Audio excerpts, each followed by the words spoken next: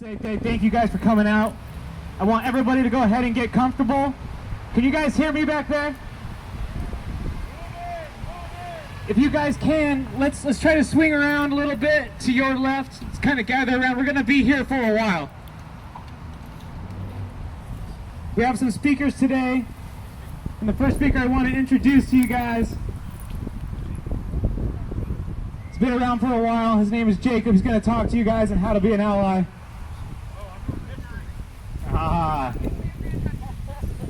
All right, so I got my notes wrong. I'm human. We're going to have a history lesson today, guys. Mr. Jacob Richards.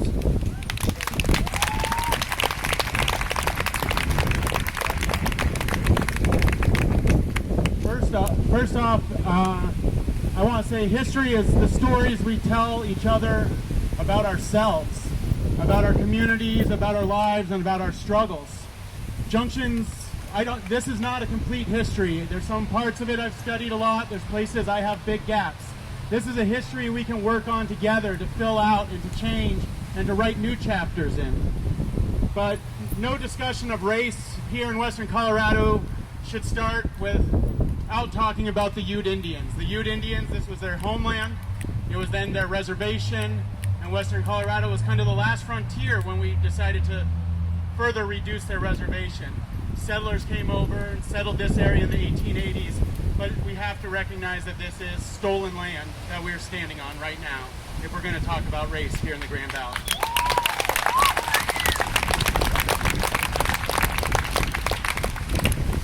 Junction certainly has its fair share of skeletons in the closet. On the issue of the Ute Indians, when in 1886 they founded the Grand Junction Indian School, also known as the Teller Institute, down on D Road. It is now the Grand Junction Regional Center.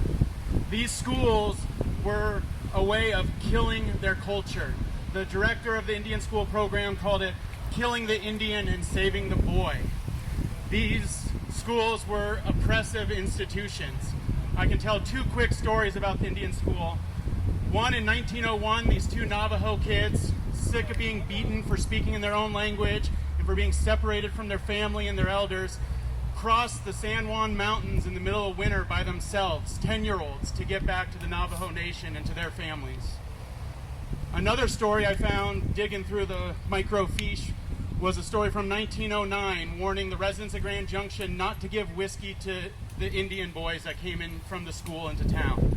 The story described these two boys as getting drunk in town, going and starting a fight at a school dance where they were summarily locked up in a jail on the school grounds, which they lit on fire and almost died. So any school that has a jail is probably an oppressive organization. In terms of lost skeletons, they are actually still looking for the children's cemetery. So you want to talk about racism? They forgot where they buried 28 children. The 1920s saw a revival of the KKK around the nation, and here in Grand Junction it was no different. 1924 saw the first large KKK march and membership drive. They marched down Main Street, they burned crosses in people's lawns, they harassed Catholics and Mexicans and the few black families that were here at the time. Prominent citizens were members of this. Walter Walker, the founder of the newspaper, was an early member.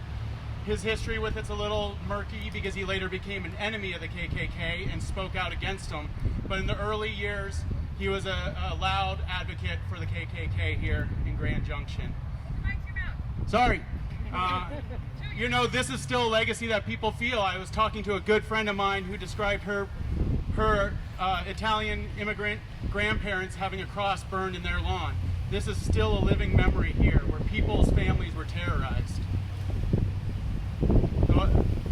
Luckily, there was a short-lived phase. The Klan control of Grand Junction's politics and city government ended in about 1926. But for 2 years, this was a Klan town, tried and true.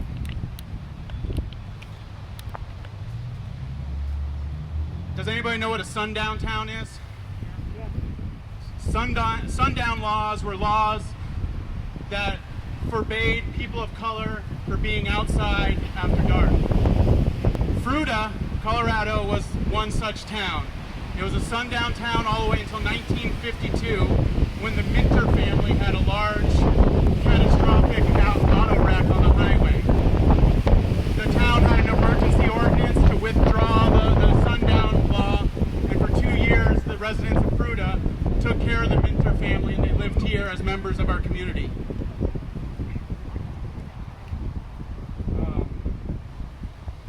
I talked to a man this morning that grew up here, and we talked about the signs that used to be on the restaurants downtown in the 1950s and even into the 1960s that said no Mexicans and no dogs allowed. He talked about how he had to really choose what groups of people he hung out with for his own safety. Things are going to transition in my speech because I don't have a lot of information from the 60s, 70s, and 80s, and I would love to talk to anybody who does have information on stuff that was happening in this valley during that time.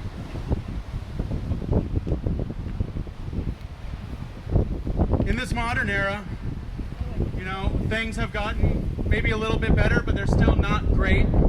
A 2003 Colorado Civil Rights Commission report called the Grand Junction report found that, quote, minority youth are in particular, sorry, this wind's killing me. The minority youth in particular are very much at risk, confirmed by the alarming achievement gap and overrepresentation in the juvenile justice system. These are systemic things that are still going on today, that we are here today to try to fight and try to find solutions and ways to move forward, to make this town and this community a more just and more equitable place for everybody. You know, the modern era, in the last 10 years, really the last 4 years, we have seen a ton of work and resistance where people are actively confronting racism in this town. 2016 saw the formation of Black Lives Matter Grand Junction. 2018, we saw a large march in Fruita against the Nazi flag that people were flying, and our community came out in droves to say hate is not what we stand for.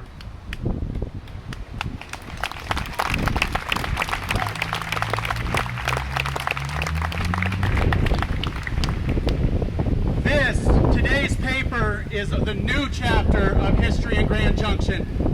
This is a historic piece of paper right here. You are part of a historic movement. These next chapters we write, we're going to write together. And we're going to make sure they're not an embarrassing chapter for us. We're going to make sure they are chapters full of hope, of better futures for everyone. Thank you.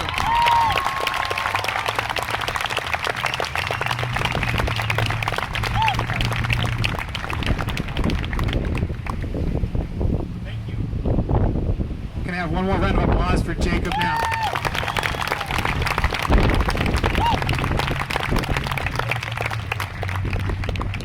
Again, I want to thank everybody for coming out one more time. Here in the next month or so, we're going to have more of these. We're going to have more of these teach-ins. They're going to be more specific.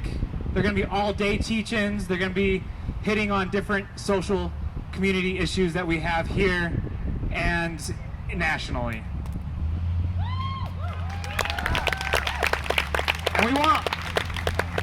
And we want all of you to show up, just like today. Don't stop today. Carry this with you. Next up, we're going to be talking about allies. So if I could give a warm welcome to the stage, our speaker that's going to talk about allies. Where are they at?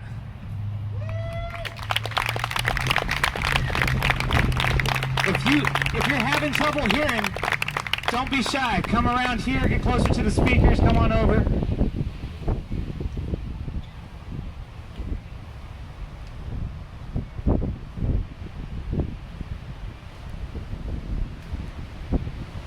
Good afternoon and welcome to Mesa State. My name is Shannon Robinson. I'm the 2006 Mesa State Student Body President.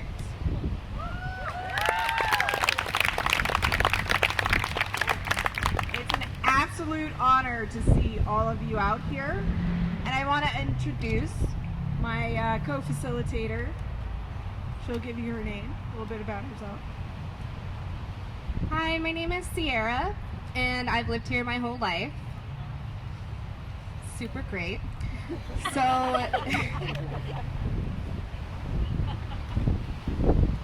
I just had a little bit to say about being an ally. So, allyship is an ever-expanding and ever-evolving partnership you have with marginalized people in a manner in which they feel heard and supported. Today, we are talking about how to be a good ally. The most important aspect of being a good ally is active listening, which in short means listening to understand and not just to respond.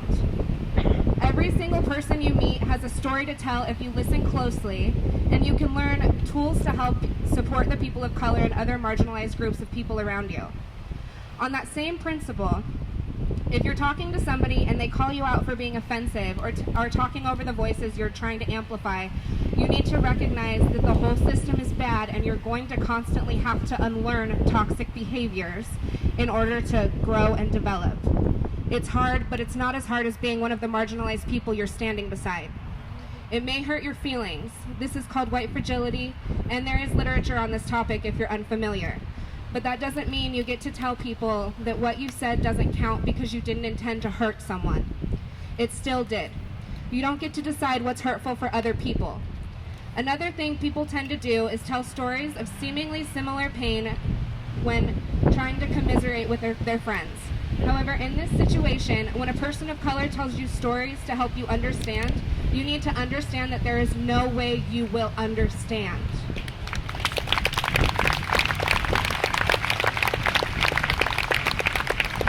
You will never be a person of color. Allyship is standing side by side, being willing to risk your life, your job, and your reputation to do the right thing.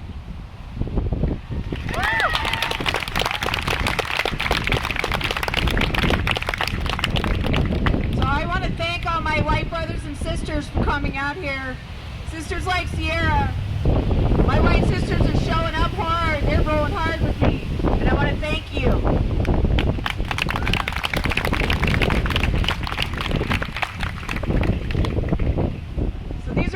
Really hard times, but we can get through this, and we can get through this together. We need to be united, and we need to be prepared for the long haul, not just today, not just during these marches, not just next week, not just next month, not just next year, but for the long haul.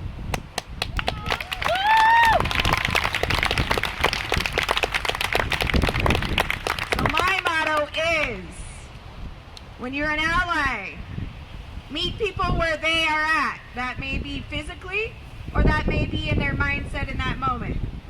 Don't leave them where they're at. Don't leave them with nothing.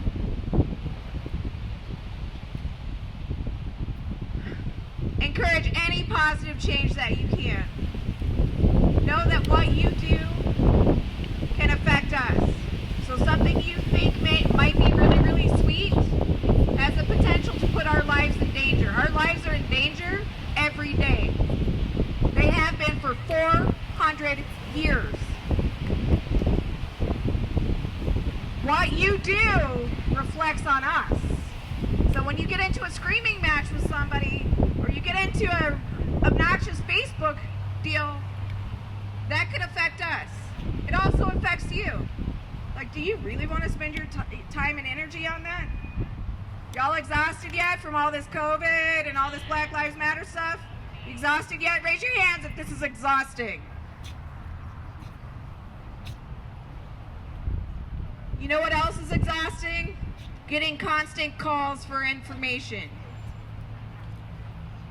Answering questions that shouldn't even be questions. Right? Please do your research. It's okay to ask a few people on where they can get research. I highly recommend reading the book I Am Still Here by Austin Channing Brown. Yeah, I see some claps out there. The first sentence had me, I'm full into that book. First sentence, I'm in, right? Call us. I have a friend who drops off coffee at my doorstep, right? Buy us dinner. Say, hey, can you bag up your laundry? I'll do your laundry, right? Do little things to support us. Hey, say, do you have a recommended list of places that I can donate? But I would suggest keeping that local.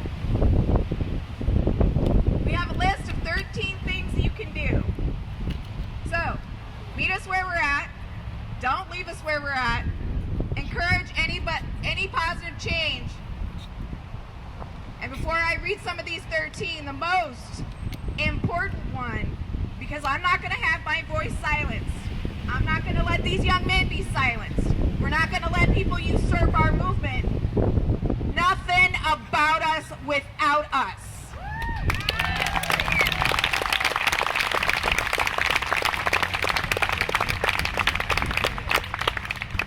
Well, I think we've got number one taken care of. Don't just sit on the sidelines, because I've seen all y'all, a bunch of y'all at everything we've been doing. Listen to black leaders. When people invite us to the table, invite more than one person, get different perspectives. Even black people have different experiences. Weird, I know. Do not tokenize us. Educate yourself. Hey, start your own coalition of white allies. I got some white girls that got my back. They got my six. Bring your posse. If you haven't ever been to an event like this, make it a thing. Make it a thing. Do your digital research. There are a bunch of books that are really, really awesome. Another one is called When They Call Us Terrorists by my friend Asha. It's a bestseller. It's a great book. Do not appropriate black labor. Pay us for what we're worth.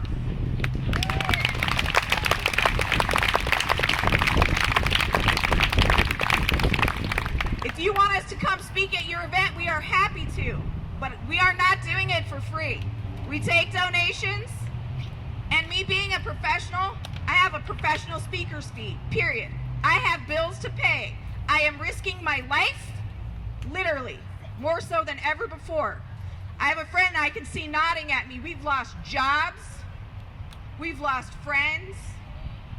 I got stuff to do and kids to raise, yo.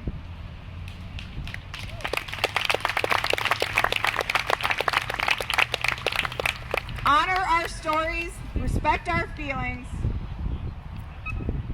understand intent versus impact, know what to do when you make mistakes.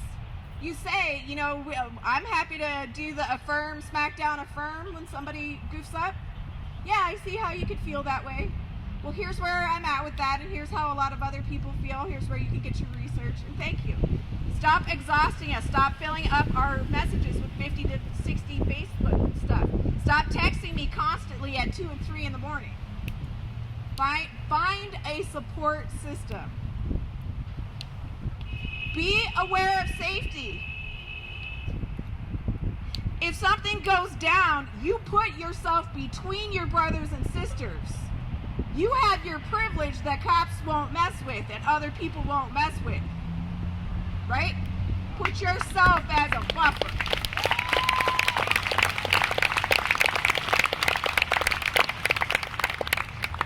And finally, Black Lives Matter.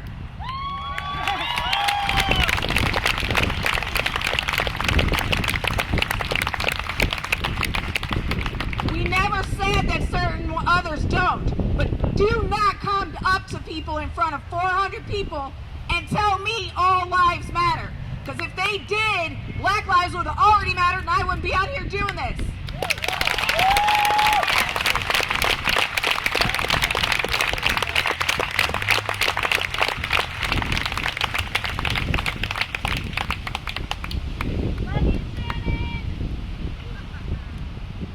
So I didn't really have much more to say other than because this platform and everything that we're here to accomplish today is in regards to people of color, stand by them, stand beside them, do not overtalk them, do not decide that your voice means more to the movement than somebody who has experienced it every single day.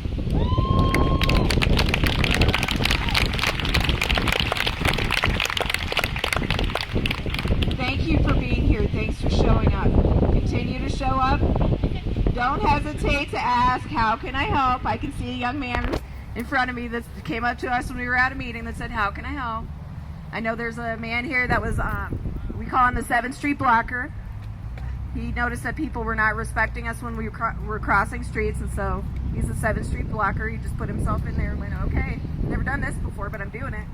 All right? Thank you. Make some noise for Shannon, please.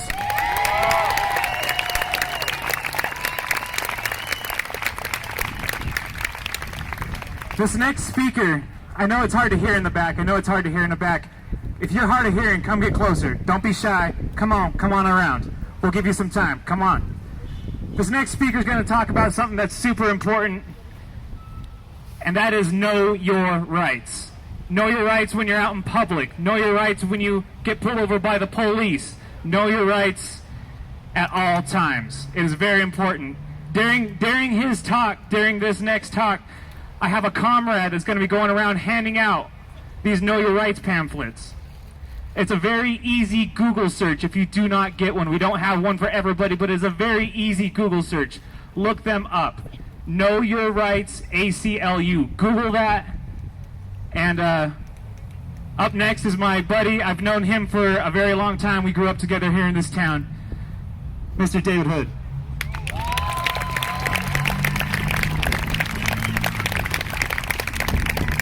Hello, everybody. Can you hear me okay? Yeah. All right, first things first, I want to hear a round of applause for all the black women. For all black women.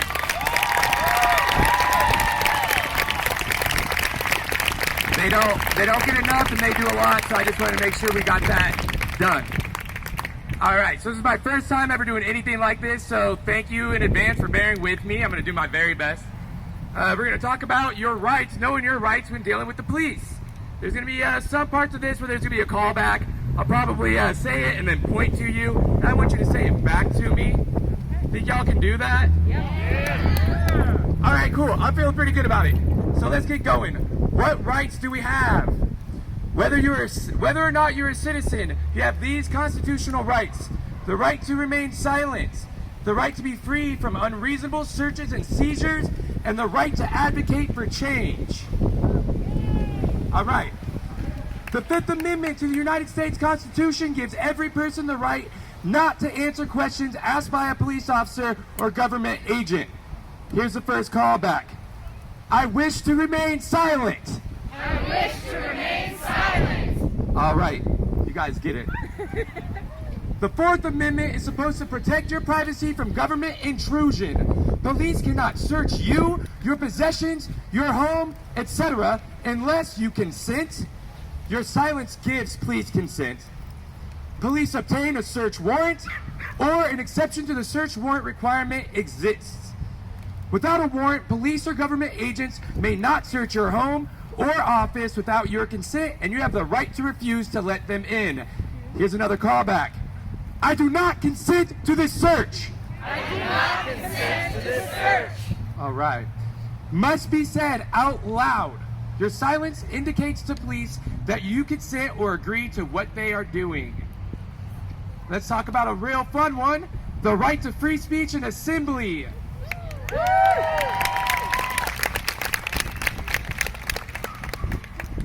Public forums have the maximum First Amendment rights as long as they're in a reasonable time. The right to advocate for change. The First Amendment to the United States Constitution protects the rights of groups and individuals who advocate changes in laws, government practices, and even the form of government. However, the ICE can target non-citizens for deportation because of their First Amendment activities, as long as it could deport them for other reasons. Search warrants. A search warrant is a written court permission to search and seize evidence of a crime. They may be obtained telephonically in certain circumstances, and they can enter your home without permission or your presence. There are exceptions to the warrant requirement. Any weapon search within wingspan, exigent circumstances or emergencies, as in a hot pursuit, or a plain view doctrine. If the public can see it and a cop can see it, cops will be able to legally seize it. Patriot Act, other recent federal laws intended to gut Fourth Amendment rights also can infect those as well.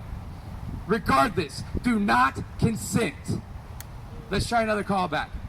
I do not consent to this search. I do not consent to this search.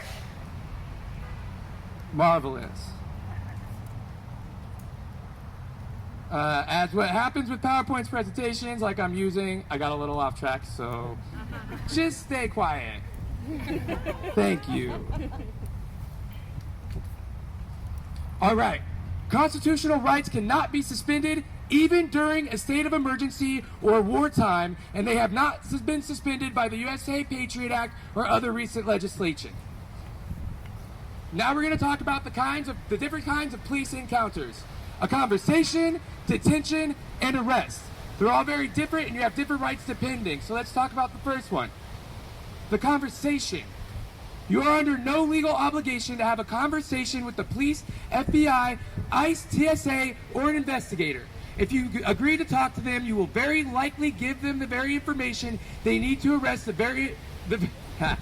they need to arrest you or prosecute you or someone else. Your best bet is to politely but firmly refuse to speak to them. Always make your refusal to speak to them clear in words as opposed to simply shaking your head. Am I being detained? Am I free to go? Am I being detained? Am I free to go? A detention is when you are being detained. A police officer may only detain you if he or she has reasonable suspicion that you are involved in a crime. Reasonable suspicion must be more than a hunch, and police must be able to put their reasonable suspicion into words. Under the law, this is called the articulable suspicion provision. That was a hard one. Let's do another callback. Am I being detained? Why? I don't consent. Am I being detained? Why? I don't consent. That was really good. What to do if you are stopped by the police. Remember, what you say can and will be used against you. Stay calm and in control of your words and actions. Avoid arguing with the police, but firmly assert your rights.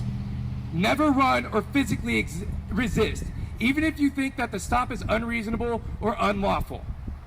Ask if you are free to leave. If they say yes, do so. You are not required to provide identification if they are not detaining you. Also, again, never consent to a search. Never consent to a search. Cool. If you are not free to go, ask why you are being detained. You must provide name, address, and date of birth if you're detained, but are not required to say anything else. It is a crime to give a false name. Police must ID their name, agency, and badge number. You may be patted down, and any possessions within your reach may be searched if police reasonably suspect you pose an imminent threat or of serious physical injury. Write down everything that you can remember. Cops can lie or trick you. They are allowed to lie to you or misinform you. Don't be fooled. Many times they will promise that your situation will be easier if you fully cooperate or tell them that what they want to know, but they do not have to follow through on those promises. Am I under arrest? The police cannot move you unless you are under arrest. If you are arrested, immediately ask for a lawyer. Do not respond to any police inquiries. If you're under 18, you have the same rights, but normally only released from jail to a parent or guardian. If you're injured, seek medical attention and take photographs. So if you're going to jail, the police may arrest you if they witness you breaking the law, have probable cause to believe you have committed a crime, or have an arrest warrant signed by a judge for your arrest. If you commit an act of nonviolent civil disobedience, then you have broken the law, most likely in front of police officers, and therefore they may arrest you because they witnessed it. When making an arrest, the police are allowed to search you to the skin. May search your bags and may search your vehicle, and an officer searching your body must be of your own gender. Transdermal piercings may also be removed, as a side note. Make sure you're always asserting your rights. We're going to do another callback. I'm going to remain silent, and I want to contact an attorney. I'm going to remain silent, and I want to contact an attorney. This phrase immediately invokes your constitutional Fifth Amendment rights, which protect you from police interrogation. Once you utter these words, the police are legally required to stop questioning you. So we're going to do it again. I'm going to remain silent, and I want to contact an attorney. I'm going to remain silent, and I want to contact an attorney. The Miranda rights. You have the right to remain silent and to refuse to answer any questions. Anything you do, say, can, and will be used against you in a court of law. You have the right to an attorney and to have an attorney present when questioned. If you cannot afford an attorney, one will be appointed to you at no charge.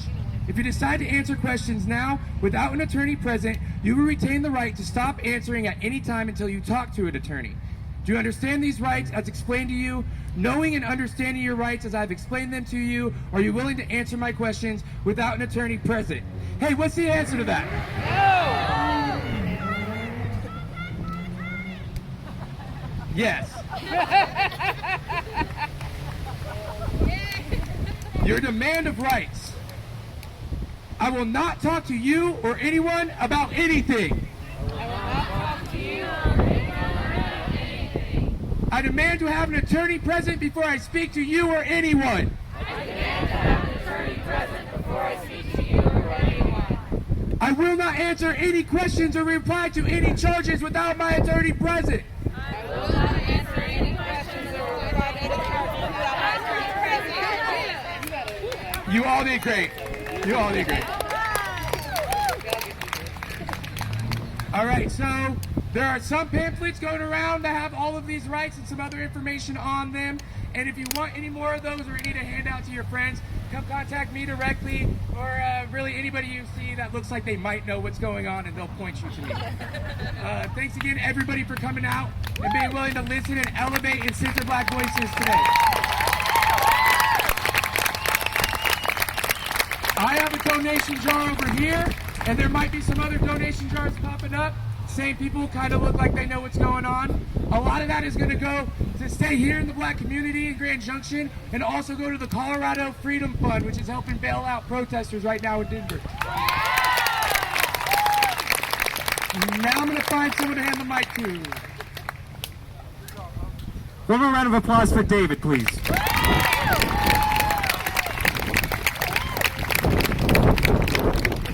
We are ahead of schedule, not just a couple minutes, but we are severely ahead of schedule.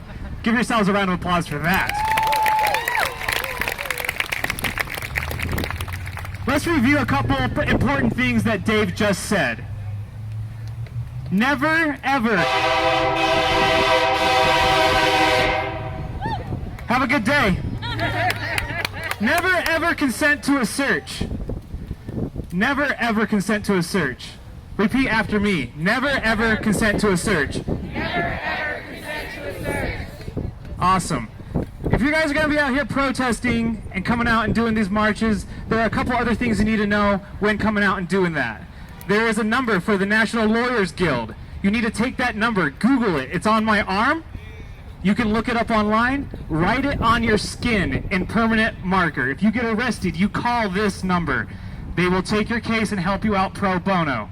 National Lawyers Guild, NLG, Google it. It is a very easy Google search. You all have smartphones. Look it up. Anyways, coming up in just a few seconds, we have another speaker, but I would like to just go over one more thing about coming out to protests. And that is hecklers and people that really just don't agree, and they will never agree, and that's very unfortunate. You guys, don't feed the trolls. They are out here to get a rise out of you. Do not feed the trolls. Okay? Come on, can we agree with that?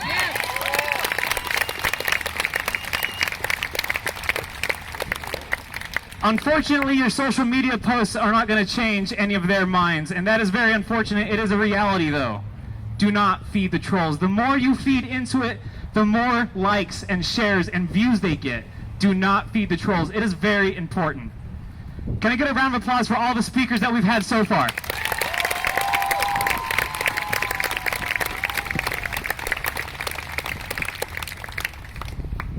Now, this next talk is very important. It's how to be exposed all the time, 100% every day, out here, fighting, working for social justice.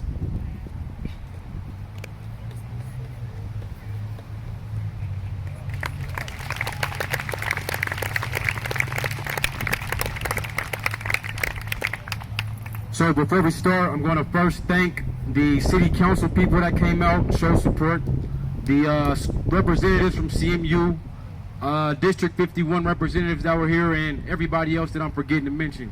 Give yourselves a hand as well. So over the past week, we met with city council, I believe it was Wednesday, and we proposed set of action plans that we would like to see happen. A few of those were getting together to develop a fully integrated team, civilian, police, District 51 members, health department members, etc., to be proactive to stop things like George Floyd from happening in our community. They've met that. We started that conversation. That's good for them.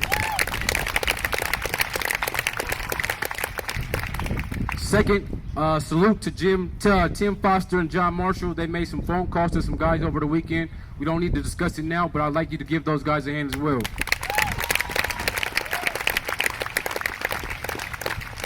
So here we got 3. We met with the chief of police, and he's verbally agreed to change the implicit bias training within the police. That's a win.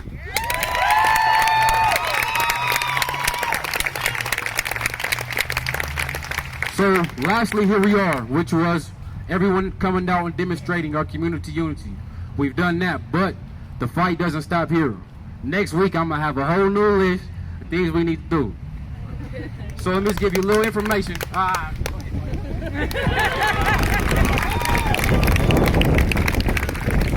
I'm gonna give you a little information about history and what we're up against and how we need to be in this battle. So the Birmingham movements happened in Alabama. That lasted 37 days. The Greensboro sit-ins, 6 months. The Freedom Rides, I'm sure you guys all watch Freedom Riders, you know a little bit about the story, but they were actually risking their life going state to state protesting, getting bombed on those buses. That lasted for a total of 7 months. Lastly, we got the bus boycott. Started with Rosa Parks. That movement there lasted 367 days. It's more than a year.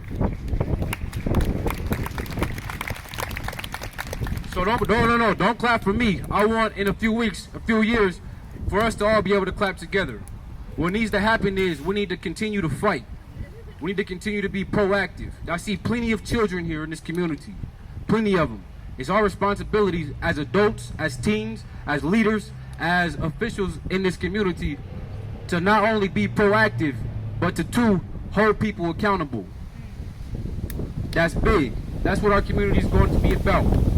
When things do happen, because we can't, as much as I'd like to live in fairy tale land and everything be in perfect harmony, that's not how the world works. But again, taking proactive action, our committee will be specifically there to hold people accountable when things do happen. So we do have some more protection coming our way. That's another win for us.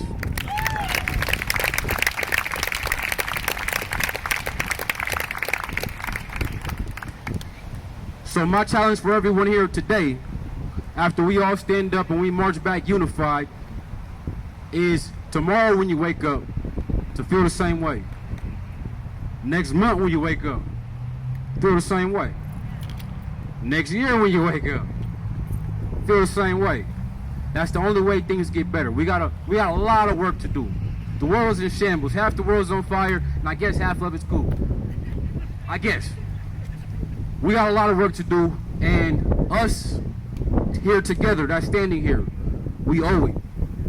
I want to be the beacon of the world, the beacon for changing the world in this community here. We're only 100,000 strong, but I believe in us. I believe in every single person here that we can really do that.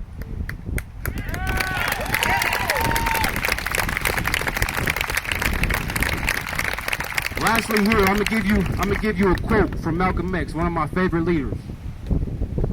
And this is just to speak to accountability and speak to the healing that we need. We've thrown too many blankets over our problems as people. We don't need to throw blankets no more. We need healing. Now the quote is, if you stick a knife in my back, the knife 9 inches long, if you stick that knife in my back, you pull it out 3 inches, is that progress? You pull that knife out 6 inches, is that progress? You can pull the knife all the way out, is that progress? Progress does not begin until the wound is healed. Everybody, I thank you again. We're going to give ourselves a round of applause, and we're going to march back as a community.